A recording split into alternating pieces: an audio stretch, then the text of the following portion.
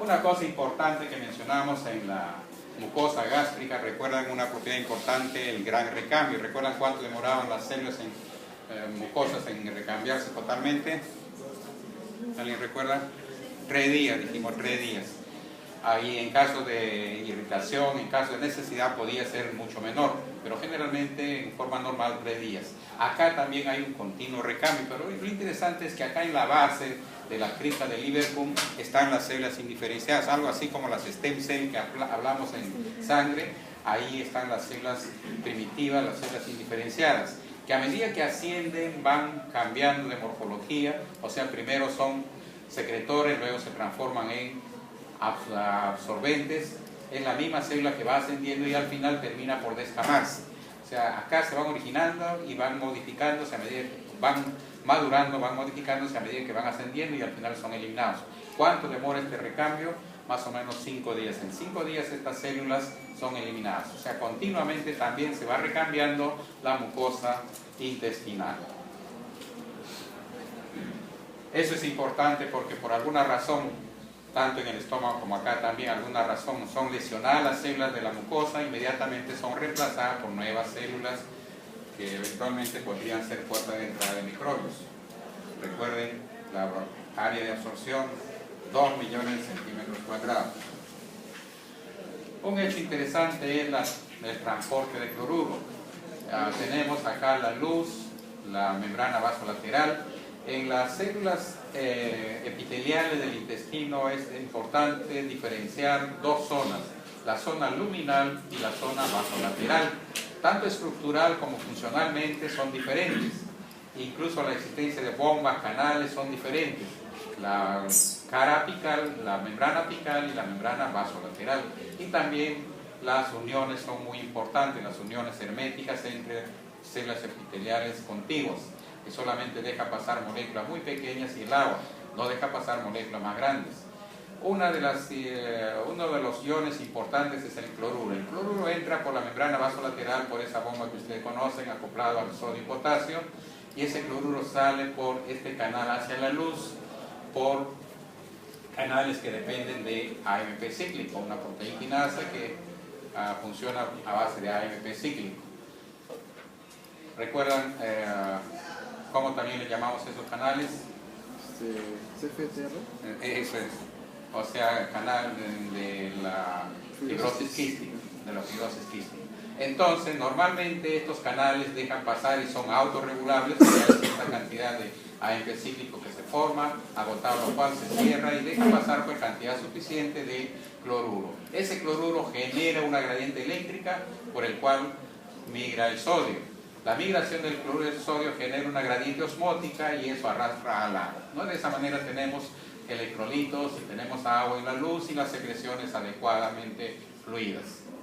Entonces, en el cólera, por ejemplo, el cólera tiene una toxina que hace que el AMP cíclico permanezca constante, o sea, este canal permanece abierto y se permanece abierto, provoca gran migración de sales, gran migración de agua. ¿Y cuál será el producto final? La diarrea, ¿no? Ustedes recuerdan que el cólera produce una gran diarrea, a veces hay de 15 a 20 litros por 24 horas, es una diarrea monstruosa que si no corregimos inmediatamente podemos traer fácilmente al paciente. Este canal es el que se altera en el cólera. Bueno, entonces decíamos que es importante individualizar la membrana luminal de la membrana laterobasal y las uniones también herméticas, como les decía, muy importantes para evitar la migración de los microbios, de las macromoléculas a través de ellos. Otro punto a notar es que sobre las células epiteliales tenemos el glicocálix. Recuerdan que el glicocálix básicamente formado por glicoproteínas que va a alterar también el proceso de absorción de alimentos, tránsito de moléculas, aún de microbios. Recordar que hay de 650 a 3000 microvellosidades por cada enterocito. La membrana basal rica en bombas. Acá también recuerdan a nivel renal quién movía toda la maquinaria de absorción. básicamente la bomba de sodio-potasio. La bomba de sodio-potasio generaba las gradientes iónicas, gradientes eléctricas para absorber a otras moléculas. Acá también prácticamente el generador de toda la energía es la bomba de sodio-potasio y la membrana vasolateral es rica en ese tipo de bombas. Unión entre enterocitos, sonocluden, se llaman esas zonas, dejan los poros para el paso de agua, son más grandes en el Y1 que en el ilio, por eso el Y1 es más permeable, hay mayor absorción que en el ilio. Otras células que encontramos a nivel intestinal, las caliciformes, que producen moco, aumentan a medida que descendemos. Cuanto más distal es el intestino, hay mayor producción de moco.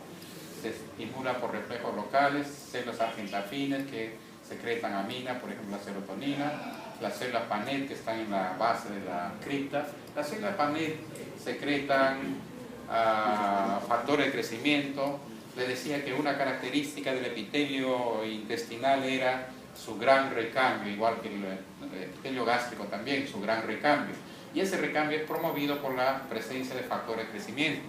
Y las células Panet son las que justamente elaboran esos factores de crecimiento. Y además las células Panet elaboran gran cantidad de lisocimas. ¿Recuerdan qué es la lisocima? Enzimas que digieren la pared bacteriana, ¿no? En la saliva también tenemos y acá hay gran cantidad de esas lisocimas. Otras glándulas importantes son las glándulas Brunner, que se encuentran en el duodeno, entre el píloro y la ampolla de Vatel. Secretan básicamente mucus alcalis y también enteroquinasa. ¿Recuerdan qué es la enteroquinasa? Enzima que activa al tripsinógeno, ¿no? Protección del duodeno de la acidez, y secreta moco y álcalis, básicamente protege pues, al duodeno. Responde a gastrina, secretina, glucagón y la estimulación del vago.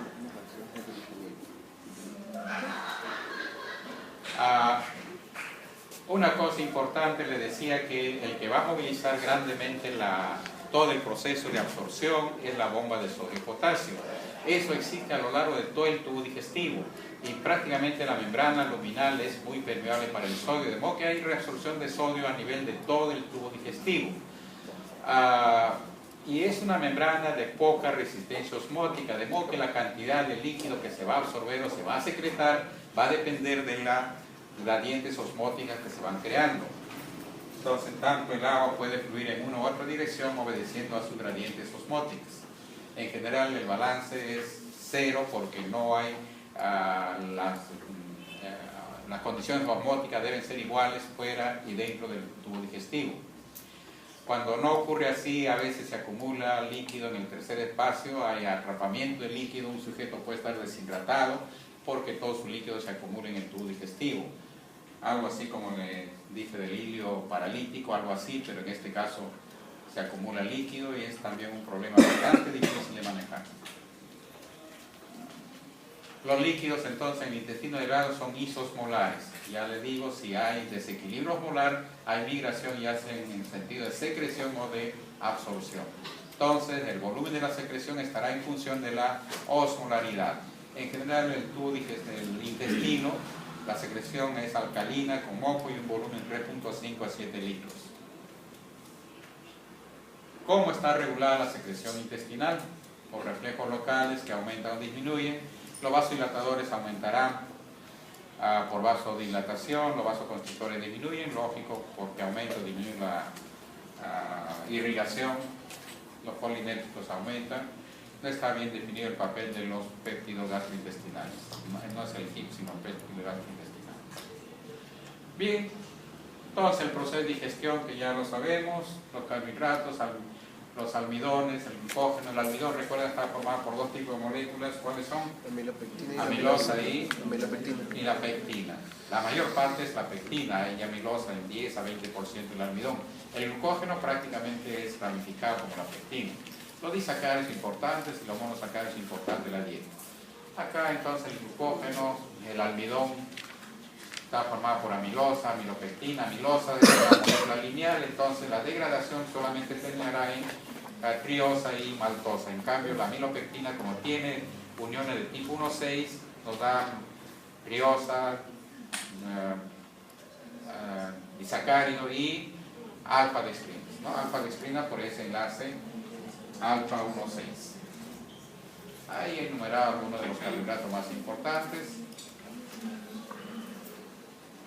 Las sacaridasas que se encuentran en reborde del cepillo, las alfa-dextrinasa, la maltasa, sucrasa, lactasa, que terminan la digestión, y al final los productos finales son glucosa, fructosa y galactosa, ya monosacáridos listos para la absorción. El consumo diario de una dieta más o menos balanceada, consumimos 300 gramos por día de carbohidratos, 45 a 50, prácticamente la mitad de las calorías por día, y cuanto más pobres somos, más carbohidratos comemos. Estos son los más baratos, solamente se absorben como monosacáridos.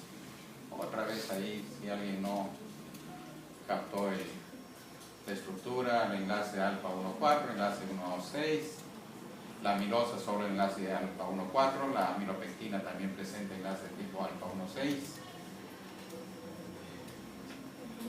Bueno, luego de la acción de la tialina y la amilasa pancreática que han reducido a esto.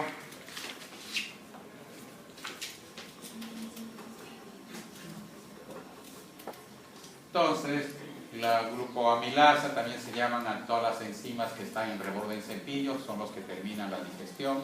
Ahí también tenemos isomaltasas que degradan los enlaces tipo alfa 1,6, sucrasa sobre las alfa 1,4, se encuentra en el borde del cepillo, solo se absorbe como glucosa, se termina en el YU.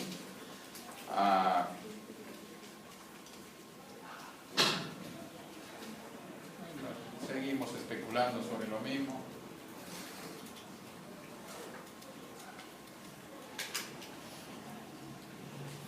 A la lactosa, sucrasa,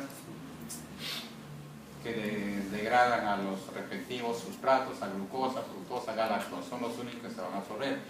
Una cosa interesante, la lactasa, hay una población americana y africana que en los adultos prácticamente más del 90% de las personas adultas pierden esta lactasa, por lo tanto no toleran la leche.